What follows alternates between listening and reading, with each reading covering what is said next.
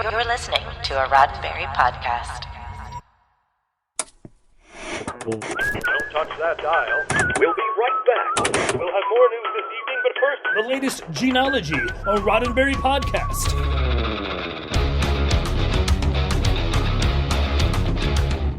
Welcome to Mission Log Gene-ology. I'm Earl Green. And I'm Norman Lau. And thank you for joining us on our very first supplemental episode where we will be discussing, well, you, and specifically all of the fantastic emails and feedback that we have received since we began Gene-ology 15 episodes ago. That's right, Norm. This is our first mailbag episode, and we are incredibly excited to discuss some of the finer points that you, our wonderful listeners and Gene Roddenberry fanatics, have sent in about some of the discussions that we've had while reviewing Gene's earliest scripts from Ziv Productions. But before we jump into the mailbag, here's how you can reach us. Gene-ology is meant to be entertaining and informative, but it's also the beginning of an ongoing conversation about the works of Gene Roddenberry. Drop us a line at missionlog@roddenberry.com and join us on X, formerly known as Twitter, and Facebook at missionlogpod. While you're at it, leave us a review and a rating at Apple Podcasts or your favorite podcast platform. And please remember, your comments could be used on future installments of Gene-ology. Now, before we get into the emails, I wanted to ask you, Earl, a little bit about what have you learned, what have we learned since we first started Gene-ology, specifically about Gene's style, how he's maturing as a writer, and have we begun in these 15 episodes to see any familiar themes or patterns that are leading into his eventual signature work, which is Star Trek? How do you think we're doing so far? I've been surprised a few times, to be quite honest, because I expected going into this that the early scripts would be kind of a formative stage, and we would see Gene learning and honing his craft and kind of finding his feet. I am, well-versed with Gene's work from Have Gun, Will Travel, and Lieutenant, later shows like that. And of course we know that the Gene that we know from Star Trek, who puts messaging into his work, is there. I didn't expect to find that Gene quite so early on in his career. So I think the big surprise really has been being able to point at episodes of Mr. District Attorney or Highway Patrol and saying, that's our boy. That's Gene Roddenberry. It's obviously him. Do you think that when we did The Secret Defense of 117, because it was more science fiction based, just in terms of its basic story and the sci-fi elements involved, allowed Gene to step further into the door of where he wanted to be as a writer at the time versus something that, a point that we've brought up many times, in Gene-ology, making choices that would help him establish a career as a writer versus the kind of content that he wanted to write? I think he learned very quickly that there is a reason that Jonathan Swift set Gulliver's Travels in as fantastic a world as he did. Because once you set things that far off to one side from reality, you can get away with more. And I think we'll see this. I know there's a mission log tradition of not jumping the timeline, but this show is all about the timeline in a whole different way. We kind of know where the timeline is going in broad strokes. At the very least, we know what Star Trek is and what Star Trek is like. But I think it's very interesting that there is a very short distance between the Lieutenant's famous unaired episode about race relations in the military, the Lieutenant getting canceled, and then in March 1964, that first draft of the Star Trek format, which was all about Captain Robert April of the SS Yorktown. But you can kind of almost follow his thinking there, like, okay, if I can't talk about this stuff in a modern-day drama, I'm going to take it and put it in a whole different wrapper that the audience will know what's up, but perhaps less enlightened specimens of humanity like network executives may not. And I'm glad you brought up some of those examples, because as we jump into our first email from the Gene-ology Mailbag, we have someone who brings up some of those very specific points, when it comes to the transitional aspects of Gene's writing from that era of time. So who do we have first, Earl? All right, first up, we have a message from Andrew, who wrote, Mission Log Genealogists, you all did a great show this week on Mental Patient, which might just turn out to be Gene's best Highway Patrol script. It's interesting to note we have had this Roddenberry story with a Bible-quoting Christian woman as the sympathetic, heroic supporting character, and Reformed Criminal had a Christian pastor in that same type of part. And you'll see that on Have Gun Will Travel in The Hanging of Roy Carter, there's a similarly heroic Christian pastor named Robert April as well. I think 3 qualifies as a trend, and I had not even thought of Edith Keeler until you mentioned her, but there are clearly some similarities. Your commentary on this aspect of this script, since we know Gene himself was by this time an agnostic or atheist, was really interesting. I would speculate the following. Gene wanted to get across some basic liberal humanistic ideas, but needed to use a style that would be understandable, relatable, and accessible for a vast national audience. The most straightforward way to do that might be to put the liberal point of view in explicitly Christian terms, so the audience would be more likely to get it and recognize something familiar in it. And indeed, whatever Gene would describe himself as religiously, he clearly had a great deal in common with the American liberal Christian tradition, the same tradition from which so many of our pro-civil rights and anti-poverty activists came. As a Christian, heck, I am even an officer in a Presbyterian church. I don't think anyone or any religious, non-religious group has a monopoly on truth or wisdom. I would argue that Gene Roddenberry or other Star Trek stories can sometimes contain better sermons in them than a preacher can deliver. And I think that Norm's comments regarding Matthew 25 qualified as a devotional. So thank you all. Keep up the good work. And these are the kind of emails that stroke our ego so incredibly well. These are the only ones that we curate and cherry pick for our... No, I'm just kidding. But those were fantastic and wonderful compliments from Andrew. Thank you so much for writing that. Mental Patient, I think, was one of the strongest of the 15 episodes, in our first foray out of Gene-ology. And I think it's the one that really kind of caught us off guard, because I think in Highway Patrol, I wasn't expecting that. Were you expecting that?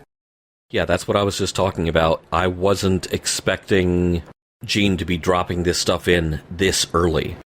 We've recently been covering I Led 3 Lives, which is about as un-Gene a project as you can imagine Gene writing for.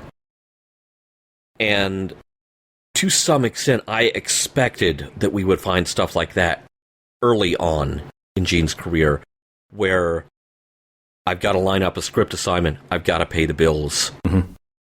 This show needs scripts. I'm already writing for this company for other shows. What the hell? Let's dive in. Well, I mean, like right now, we're seeing Gene, at least in this stage of his career, we're seeing him with editors and script editors and showrunners and producers all having their say-so. Yeah. And for better or worse, because maybe Gene, even at this time, probably didn't have the polish that he needed, as a burgeoning, growing writer. So sometimes you need some guidance. And maybe this was one of those instances where a script editor and Gene maybe worked a little bit more harmoniously together to really produce something that was not only that spoke a certain truth to the audience at the time, but was able to weave in some of those subtle Gene undertones in the story. And I think Gene was smart enough to know that, yes, I'm going to have to couch this in terms that will not get shot down by a story editor or producer and actually make it to the screen. Because, script actually making it to the screen helps you a lot more than just selling a script, because then at least you have an opportunity for some sort of residual to come back from that produced show being repeated down the road.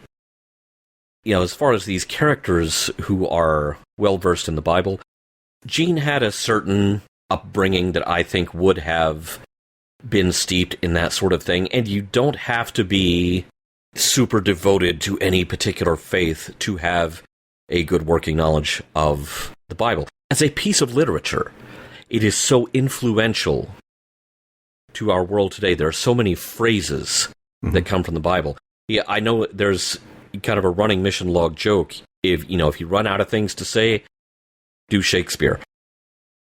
I think it should almost be, if you run out of things to say, do Shakespeare or the Bible, because they both have roughly equal kind of literary footprints on what Star Trek covers. Yeah, I mean, that's a good point. I mean, there's a certain kind of spirituality, for lack of a better term, when it comes to going out there and exploring space and being kind of introspective about the smallness of oneself in the vastness of the universe, and how you're trying to make any type of ripple in the pond of the infinity of it. So I can't help but believe that that's where I think Gene is kind of like making certain choices in his script writing, where he allows us to kind of reflect on that a little bit. And I think that this segues into the next email, I think, really well, because George had this to say, and he also has a fantastic discussion point about, let me read you the email. Hello, team. I'm enjoying Gene-ology and hearing about the early days of television, and I think it was a good idea during the strike. I think it might be a good idea to occasionally have somebody older guest on the show that saw these shows when they first came out. I am, however, looking forward to you getting back to Voyager and the rest of the episodes and having Mission Log live when we have new Star Trek. Well, thank you for that, George. And Earl, we have talked about this at times where I think during some of our discussions, we have mentioned it would be nice to have somebody that watched these series as they came out and maybe reflect and recall how they felt about it, how these shows were perceived at the time, and if they've had a chance to revisit them, because I know that in today's day and age, especially with YouTube and streaming services, you can rediscover or find these shows again in some form or another. So is that something that we might be able to entertain in a future supplemental? Definitely. And, I will put this out there before we wind up doing another mailbag episode in the future. It's really kind of that crowd that I would love to hear more from. The people who were watching Broderick Crawford in real time, or, maybe even watching I Led 3 Lives in real time, and, had some understanding of its place in the zeitgeist of 1956, which, I'm a 72 model, that's not something I can speak to. And, I will admit that in some regards, my first-hand knowledge does have limits there. I can talk about TV production till I'm blue in the face, and I can talk about the history of broadcasting for probably longer than anyone would care to listen to. But it's kind of the cultural footprint that I would love to explore more. And sometime back, I was pointed toward an ad on YouTube, and I believe the ad dated back to 1977. And it was for Canada Dry. It had three fairly well-known faces. I remember Jack Palance's part in it was questionable. Is that the one where he was Genghis Khan? Yes, Jack Palance's Genghis Khan. Oh my And I gosh. forget. And yeah, and I just, it's one of those things where it's like, hard pass. I have no Canada comment. Dry. It's crisp and refreshing. Obviously, that would be cast very differently today, or, maybe we just don't use Genghis Khan as a character. But one of the characters was Broderick Crawford, doing his part of the commercial into his, CB handset, leaning out of the car like he did in every episode of Highway Patrol. This was in 1977. Mm-hmm. Other than the fact that he had a patrol car and he was talking on this handset, he really had no cues that oh, it's Highway Patrol. But they identified him on screen, Broderick Crawford, for Canada Dry. You're supposed to know, even in 1977, you're supposed to know who Broderick Crawford is. And that kind of goes back to, there was an episode of Chips that he was in, where they were just very impressed that they were dealing with Broderick Crawford because Ponch and John grew up on Highway Patrol. It's that kind of first-hand cultural knowledge that I would love to get more of from listener feedback. So it's not just a dry history lesson, but we actually have some lived experience with these shows.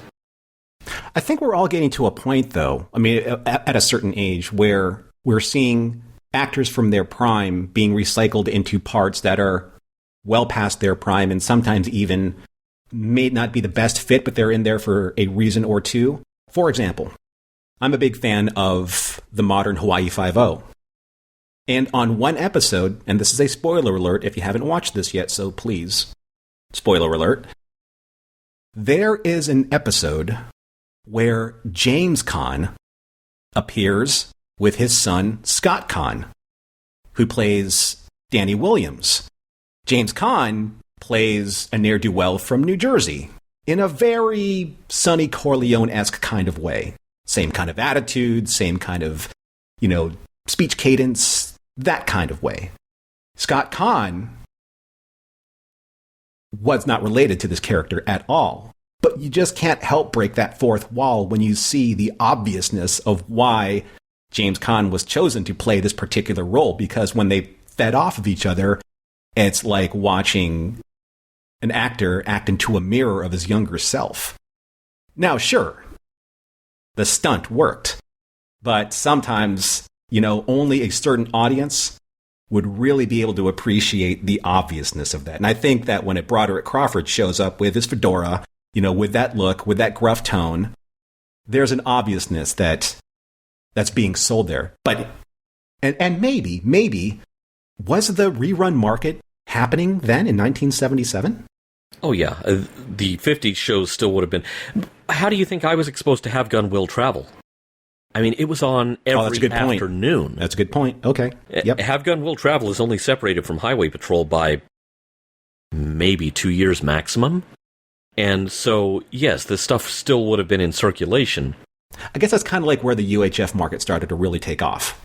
Yes, yeah. And you had indie stations, and you had, because you're independent stations, they had to program their whole schedule. They did not have a network to rely on. Right. And this was a situation that kind of recurred once you got into the 80s and 90s, because Fox and the WB and UPN each started out programming 1 or 2 nights a week. The rest of the schedule was up to the station. And so I remember when we, I say we, this requires a little bit of preamble. I was working at a Fox station in the 90s that sprouted a second station that was eventually affiliated to UPN. We were still showing old black and white westerns. And we had some syndication package that had a ton of stuff like that in there. And it kind of pains me now. It's like, wait a minute. Did we have Highway Patrol? Did we have I Led 3 Lives? Did I miss my chance in 1997 to watch this stuff then, not knowing what it was or what the connection was to what we're doing now? Yeah, sometimes we don't appreciate it when it's right in front of us. Exactly. Yeah, so I think that it would be great if we had some either like voicemails or, maybe we could do a Zoom call or something like that. But remember, in order for you to be able to share that experience with us, you have to get in touch with us. That's missionlog@roddenberry.com. So please do, because we really want to hear what you have to say about this era of television history, which is very dear to us. And that brings me to another point. I'm going to go off script a little bit here. That brings me to another point. When do these shows resonate with a generation past the prime of those shows? That would be us. Like you said, we're 72 models. But these shows came out in 1956, 57. How do these shows and why do these shows resonate with an audience like ourselves? I asked this exact same question when I saw these 2 teenagers walk by me at a convention. They're wearing pitch perfect, screen accurate, original series uniforms. And I asked them, first, how old are you guys? And then second, how did you even find the original series, let alone wear it outwardly as your fandom? That's a really interesting question. Actually, it reminds me of an anecdote that a friend of mine told me who was working as a theater manager around this past summer when Oppenheimer premiered on the big screen. And he had this whole gaggle of teenagers come in, pinstripes, fedoras, just very, very smart looking, very sharp looking. And he was like, is this a class project? And they're like, no, school's out. We've just been watching the trailers and we just love the style. Wow. But here's the thing. Have Gun Will Travel is a period piece. It was not depicting things happening in 1959. Star Trek is a period piece in the opposite direction. And by the time Oppenheimer came out, it was a period piece. And so I think that's kind of the vector of attraction, is a bygone era that you have a fascination with, or perhaps an era yet to come. Yeah. Yeah, there's a wonderful romanticism, I think, that inspires people to gravitate towards these works. And I think that's something that's really wonderful and refreshing to see.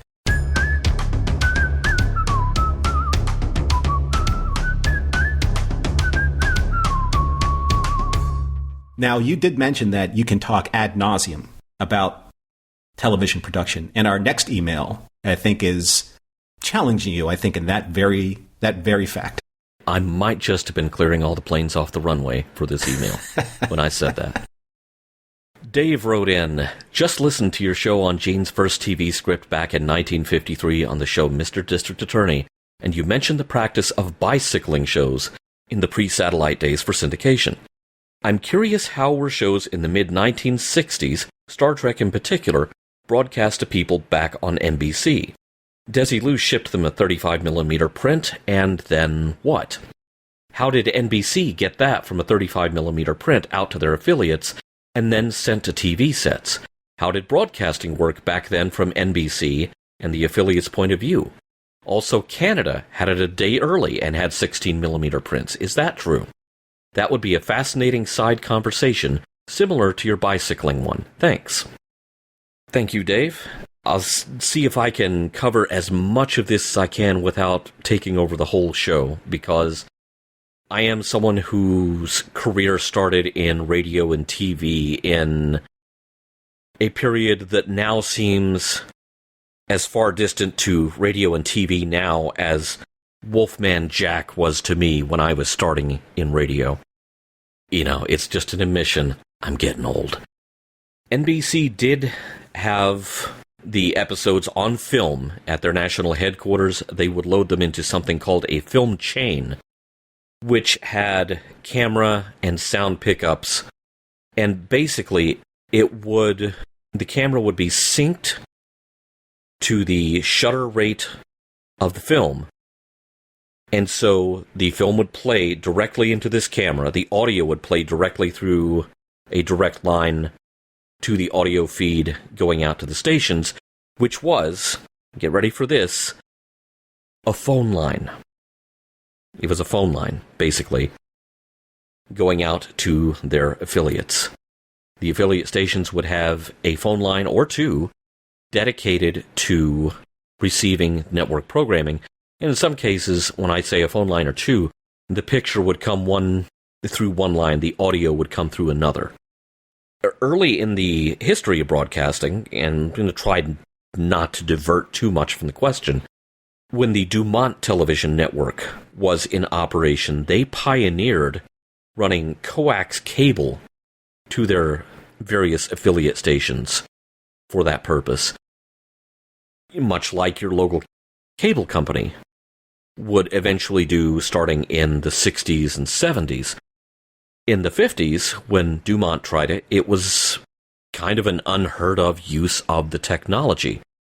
But the infrastructure for phone lines was much better, more widespread. It was more ensconced as a part of American infrastructure than coax cable was at the time. And so, during the period that Star Trek was on, the sound and picture would go through phone lines to the affiliate stations. Now, far-flung places like Canada, yes, they probably got a 16mm print shipped to them from NBC headquarters or from Desilu. I mean, really depends on who the deal was made with. Was it made with NBC or was it made with Desilu as the studio distributing the show?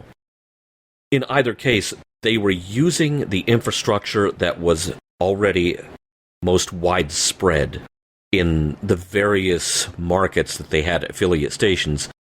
You know, the thing you have to keep in mind is that some of your small markets may not be in an area that has coax cable.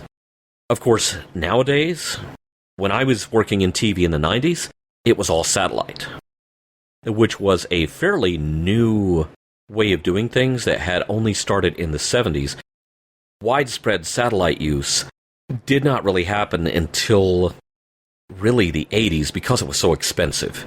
Someone would broker that time on communication satellites that were already in orbit. And that was still the case into the 90s, although by the 90s there's so many satellites in orbit, that time was not as expensive, and even a local podunk station like the one I worked for could book satellite time for something like a live sporting event. Nowadays, I'm sure it's all over the internet. Even your broadcast stations are basically streaming the content. They're just pumping it through an antenna at the end of the chain. So when you're mentioning that at one point in time, sound and audio, video and audio were set in two separate signals, how do they manifest themselves on the other side after they've been delivered or during delivery? What if they needed to make a hard copy of those for some type of backup reason? How do you do that? Well, you either have a videotape recorder somewhere in the chain. Mm-hmm. The signal is passing through that recorder on its way to the control board for the TV station. Or more likely, actually, it probably runs through a signal router that splits the signal off, both to the control board and to the VTR. So you have equal, the best possible picture quality on both. And as far as synchronization, you already had at least a primitive form of time code. Oh, this is all fascinating stuff. Really is. I mean, when you really think about it, telecommunications played just as big a part in broadcasting as the broadcasting industry itself, because you can't market what you can't show. Yeah, right? Exactly. And the interesting thing about the period that we're still in with Gene-ology is that so much of it is syndicated, primarily because the networks in the 50s were still working out these problems of how do we get the same signal to everyone at the same time. And so they weren't yet programming a huge amount of their broadcast day. It was the evenings, maybe a late night show like maybe, The Tonight Show with Jack Parr. But most of the daytime and early evening, that was up to the local station, because that was one less thing that NBC or CBS had to worry about, synchronizing that signal, getting the same signal out to everyone simultaneously, because that infrastructure was still being built. And that's simulcast. Yes. Right. When you really think about it, with all of the what could have happened to during those radio broadcast transmissions could have happened and maybe did sometimes, it's just mind-boggling that we have all of these episodes that actually have survived. Because I think back in the era that they were being filmed, and again, this is just supposition on my part, the idea of recording, storing, and preserving the just sheer volume of work that was being pumped out by the studios probably wasn't as foremost on their producers' minds, certainly the studios' minds, because it's going to be warehouse fees and environmental, costs to be able to preserve these, the celluloid, which is highly volatile. And they have. Not everything, but we've seen a great deal of work that actually has survived. And we're going to get to more of that, which is, I think, is going to be a little bit more advantageous for us when we get to things like Have Gun Will Travel and Lieutenant, because, those have survived and in DVD form and in good quality to be. The evolution of telecommunications plays an outsized role in how all of this stuff happened. Because until the infrastructure was there, the networks were not confident enough in taking over most of the schedule. And there are very strong parallels to this, like I said, with the situation decades later with Fox and UPN and the WB. The point with those networks was that in order to slide under the radar in a regulatory sense, they were not programming most of their schedule and leaving it up to the stations. And so this was how you had the boom of syndicated programming in the 80s and 90s up until about, I'm going to say about 2001, 2002. You had some stragglers in there. You know, you had Andromeda, but Andromeda kind of piggybacked onto WGN from Chicago, which owned Tribune Entertainment, which had a stake in producing Andromeda, and then eventually piggybacked on the Sci-Fi Channel. It wasn't really a syndicated show. At the very end there, you had stuff like Relic Hunter or Mutant X or Legends of the Seeker, just barely tiptoeing into the early 2000s, because by that point, these smaller networks were now programming more of their schedule. There was less need for syndication programming. And so it's kind of a boom-bust cycle. Stations with lots of open time need programming. You have a syndication market boom. These stations align themselves to networks that start programming more of their day. You have less time for the syndication. Less of it sells. You have a syndication bust. Right. And this is probably where cable packages were getting like add-ons and drop-offs and how you can maneuver pricing when it comes to, I can get Comedy Central on this package network, but I can't get Sci-Fi Channel with it because it appears on this other package network. Yeah. A lot of your syndicated programming, went to these boutique, niche interest area networks like Sci-Fi or FX or USA Network or what have you. Mm-hmm. And, again, you have a collapse of the syndication market. And really, so much of the glut, the modern glut of the streaming market, which I think the streaming industry is in a lot more trouble than it thinks it is, or certainly that it is admitting publicly. This is an outgrowth of the syndication wars, basically. Yep. Because you have the same players who said, we want to be our own networks now. They had to kind of outlast certain FCC regs from the 70s before Warner Brothers could be its own network, Paramount could be its own network, Fox could be its own network. They were waiting for certain FCC regs in the early 70s that drew very clear dividing lines between studios producing content and networks and other venues distributing content could not be the same. But of course, almost as soon as those regs were in place, they started trying to wiggle around them and be the same thing, which is how you got all these little baby networks in the 90s. Yeah. And the streaming landscape that we are dealing with now is an outgrowth of that, because the same studios that once said, we should be our own network, they're all now saying, we should be our own streaming service. It's a pattern, with this type of industry, or any industry really, where you're going to have a growth of great product. You're going to have a lot of potential new customers. You're going to see that these potential customers can be subdivided into so many different categories. And then eventually, you're going to have these larger companies eating up the smaller companies. Or as Ryan Gosling's character said in, The Collapse of the Banking Industry movie, where you have these truncheons, where you have a AAA product that's packaged with a lot of subprime or sub-subprime products that nobody really wants, but that's how you fill up your schedule. So you're going to be playing. This also happened in the video game industry. You can only get Mario with Nintendo. You can only get Tomb Raider with PlayStation. The library for those particular project studios aren't that great, but they're Anchorman projects. The ones that they sell, those the tentpole projects are the ones that are great. So yeah, it's just kind of another version of that, where it was the movie channel and HBO and Cinemax and Showtime. Now you have Paramount Plus, Hulu Plus, Disney Plus, Amazon, and Netflix. And when I say that the same players are in the game, I really mean the same players are in the game, because there was a broadcast group of TV stations that was owned by a company called Metro Media. Basically, this was an assemblage of former Dumont stations left out in the cold whenever the Dumont network went dark. That core of stations was later bought by 20th Century Fox and became the core of the Fox network. So once a fourth network affiliate, always a fourth network affiliate. Mm-hmm. And the story goes on. Like you said, it's a big cycle.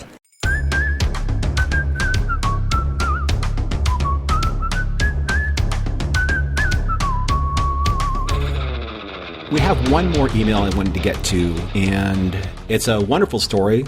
A little longer email, but I think that the audience is really going to enjoy what Rick has to say. And I'm going to put on my glasses for this because it is somewhat of a longer email, and my eyes and the screen are not playing well today. So, this is from Rick.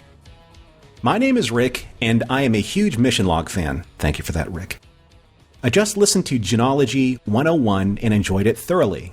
I was blown away by the story that Rod told about his father describing a possible origin of Star Trek.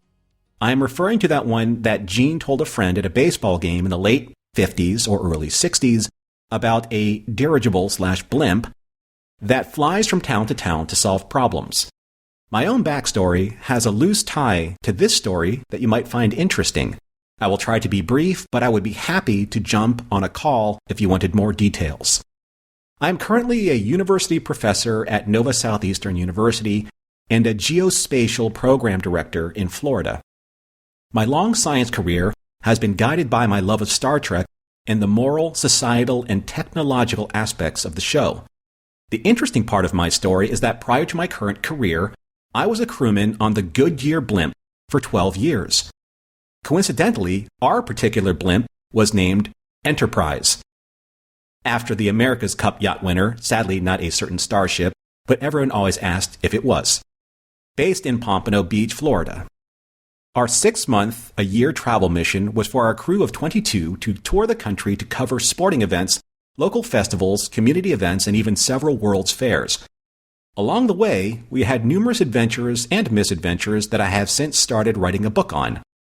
As a huge Star Trek fan, I always felt a strange parallel to what we were doing with our Enterprise, to the kind of exploration done by the Starship Enterprise crew. You can certainly recognize the nerd in me and why Rod's story of his dad at the baseball game struck a nerve. Another aspect of this is that the Goodyear blimps were touring at the time that Gene had this idea.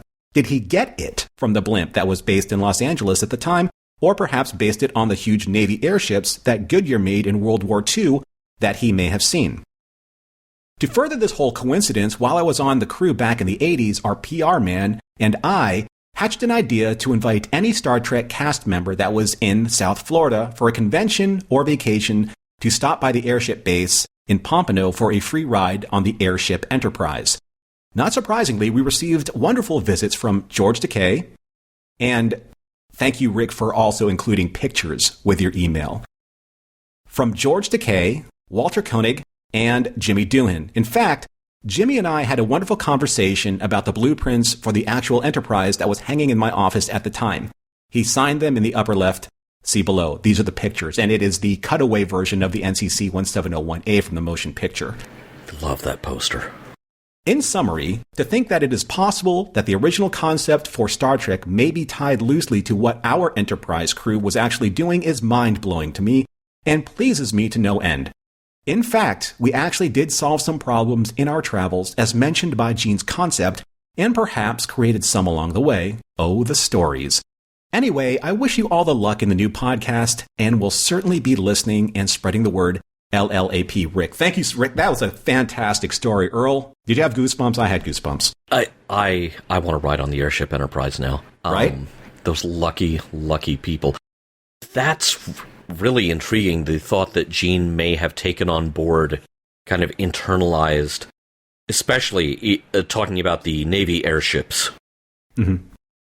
When you're a writer, this stuff just kind of seeps into your brain. Right.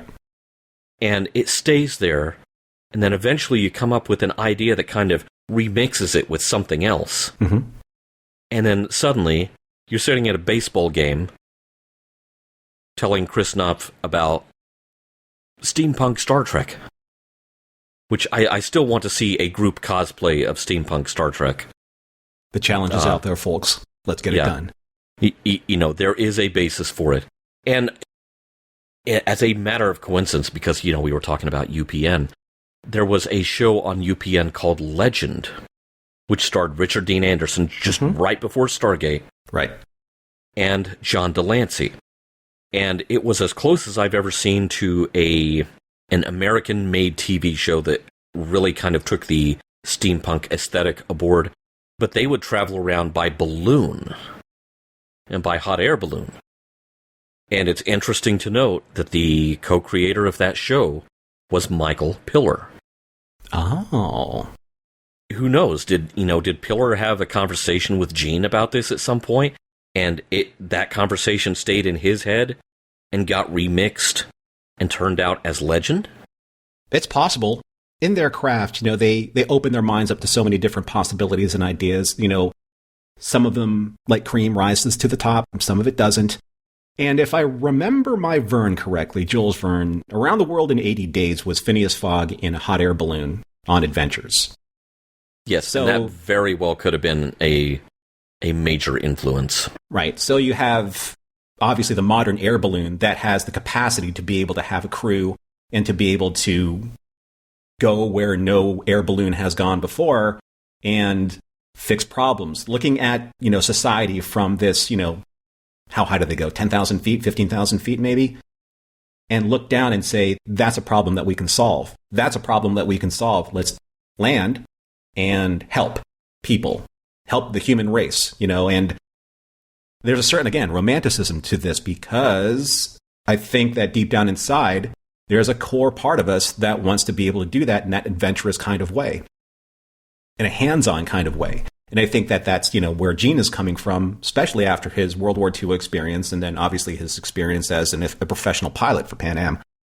But if there's one story that would be an amazing recreation of how things truly started for Star Trek, this would be it. And it would be so neat to see done in kind of like the Netflix, Amazon kind of way where they did like the history of Tolkien. It was just Tolkien as he fell in love with Ruth and how that inspired Aragorn and Arwen, or I should say Beren and Luthien.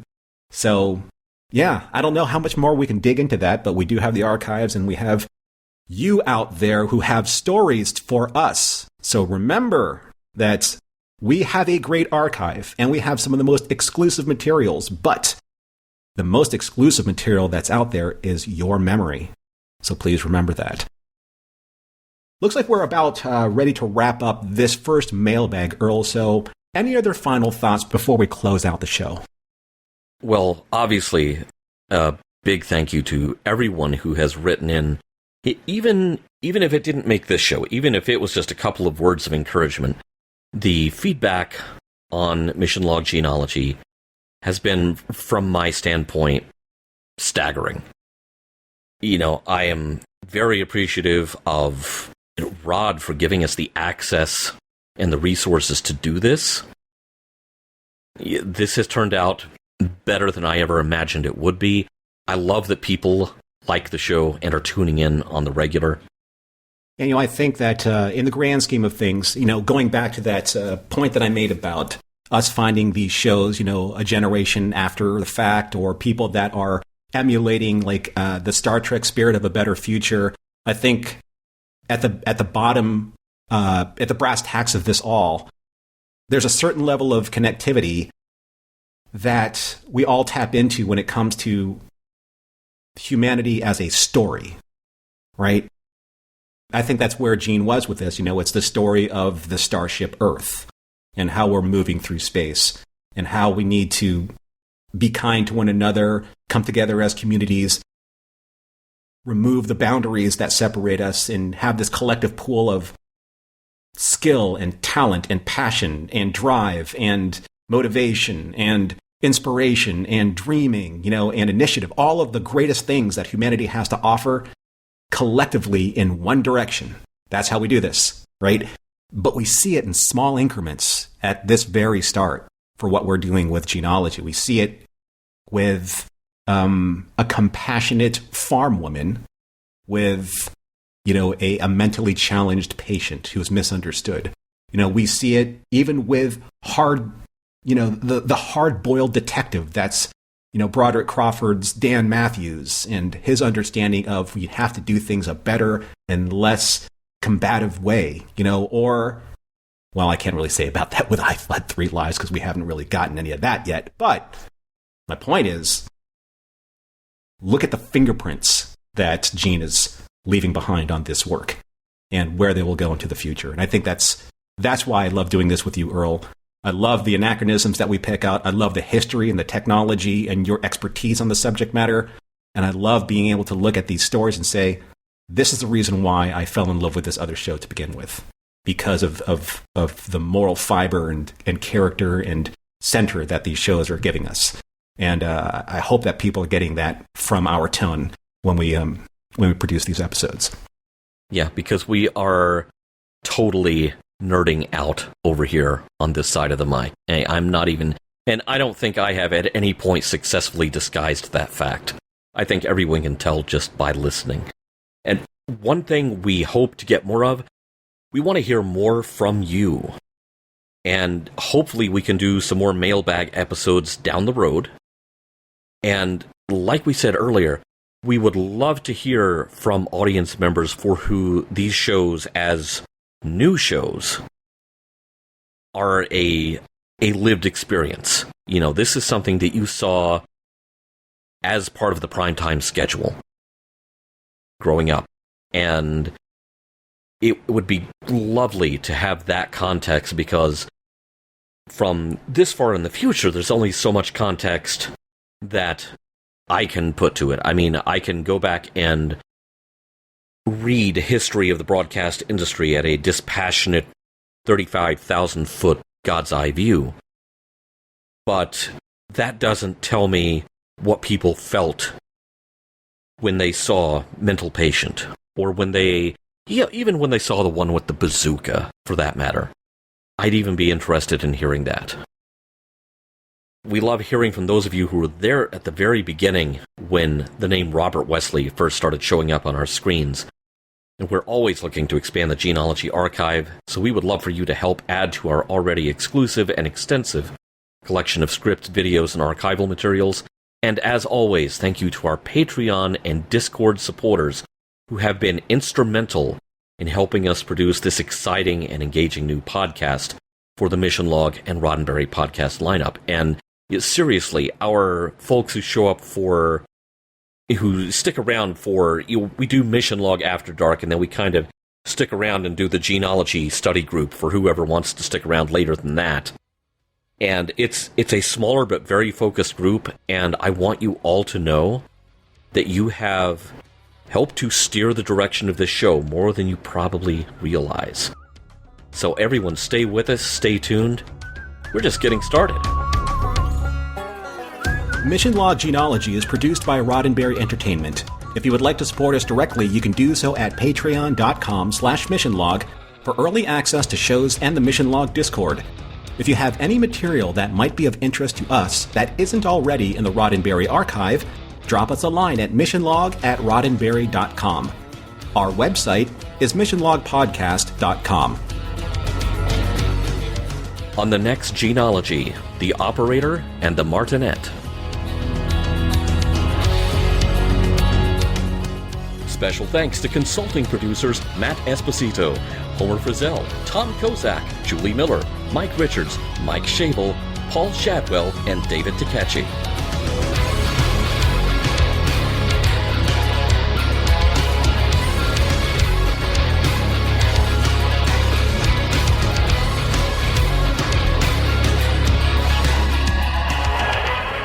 We'll be back next week with more of your favorite programs. This concludes our broadcast day.